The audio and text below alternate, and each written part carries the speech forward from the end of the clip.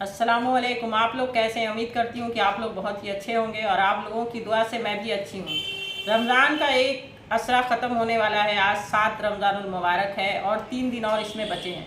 तो आप लोग ज़्यादा से ज़्यादा कोशिश करें, क्योंकि ये तौबा का ये असरा होता है, तो इसमें ज़्यादा से ज़्यादा इस्तिग़फ़ार पढ़ें। इस्तिग़फ़ार पढ़ने के लिए आप मतलब 3-3 बार दरूद शरीफ आगे पीछे पढ़ लें और 70 बार इस्तिग़फ़ार अस्तग़फ़िरुल्लाह पूरा पढ़ना है। अस्तग़फ़िरुल्लाह रब्बी मिन कुल्लि ज़न्बिन व अतूबु इलैहि पूरा भी पढ़ सकते हैं और ऐसे भी अस्तग़फ़िरुल्लाह अस्तग़फ़िरुल्लाह करके भी पढ़ सकते हैं।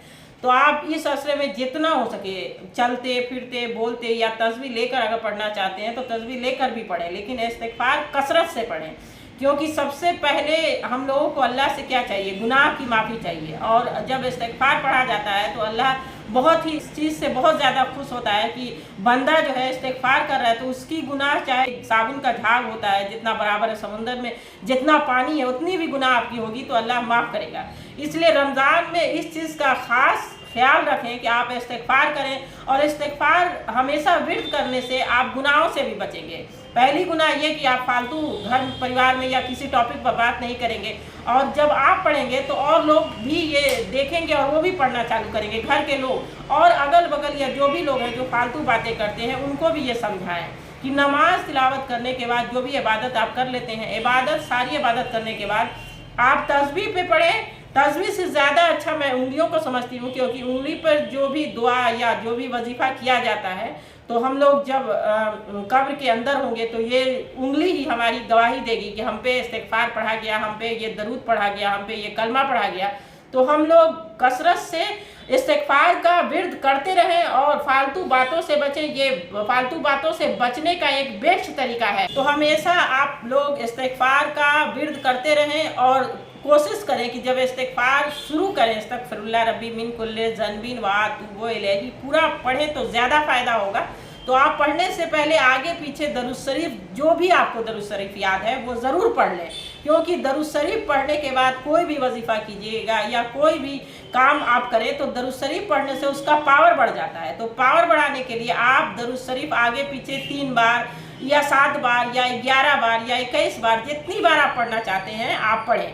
और कल जुमा था, एक जुमा जा चुका है, अब 3 जुमा और आने वाला है, तो कुछ को लेकर भी मैं वजीफ़ा जल्द से जल्द वीडियो में ला रही हूँ और बहुत छोटा छोटा वजीफ़ा आपको बताऊंगी, क्योंकि कम टाइम में ज़्यादा सवाब और बहुत ज़्यादा हार्ड वजीफ़ा नहीं कर पाता है आदमी। कई लोग बोलते हैं तो हार्ड वजीफ़ा बहुत कम लोग कर पाते हैं, और छोटे छोटे वजीफ़े जो 10 मिनट 15 मिनट 20 मिनट का टाइम लगता है उस वजीफ़े को हम जल्दी कर लेते हैं और उसको एक लगता नहीं कि हाँ करना है बहुत कम टाइम में। और किसी भी वजीफ़े को आप करें तो बावजू होकर जानिमाज़ पर बैठ कर कोशिश करें और लोगों से बात नहीं करें, घर के लोगों से। ऐसे नहीं कि कितने लोग तो नमाज भी अदा करते हैं तो उनकी नमाज के वक्त उनकी आँख जो है जानिमाज़ पे नहीं होती है, रुकू के वक्त उनके पैर की उंगली के पास नहीं होती है, इधर उधर देखते रहते हैं या आँख से कभी इशारा टाइप का इधर, कई लोगों को मैंने देखा है। तो नमाज पढ़ें या कोई सी भी इबादत करें तो पूरी शिद्दत से करें, क्योंकि अल्लाह के पास आप जुड़ने जा रहे हैं। तो जब तक आप शिद्दत से नहीं जुड़ेंगे तब तक आपकी माफ़ी नहीं होगी, आपकी सारी मुरादें पूरी कैसे होगी। मान लीजिए किसी से आप पैसा लेने जा रहे हैं उधार, तो आप पूरा ध्यान उसकी तरफ लगाते हैं कि आप उससे जब उधार लेने जाते हैं तो इधर उधर ताकते हैं, इधर उधर ताकते नहीं, आप पूरा ध्यान उसके ऊपर लगाते हैं कि वो हमको कैसे भी उधार पैसा दे दे, हमको ज़रूरत है। तो आप जब भी कोई भी इबादत करें तो पूरा अल्लाह की तरफ पूरा ध्यान हो, 100 से भी ज़्यादा ध्यान हो, तभी आपकी इबादत कबूल होगी। और कई लोग ऐसे हैं जो किसी भी वजीफ़े को करते हैं तो आप कोई भी दुआ मांगते हैं तो जब आप माइंड सेट करेंगे कि मेरी दुआ ज़रूर सुनी जाएगी, क्यों नहीं सुनी जाएगी। जब माँ अपनी बच्चे की हर फरमाइश जो गलत नहीं हो वो मान जाती है, तो हम लोग भी एक जायज़ ही दुआ मांग रहे हैं। नाजायज़ जो गलत चीज़ है उसको तो मांगना ही नहीं चाहिए, क्योंकि वो गलत चीज़ है, इसमें अल्लाह हमारा साथ कैसे देंगे।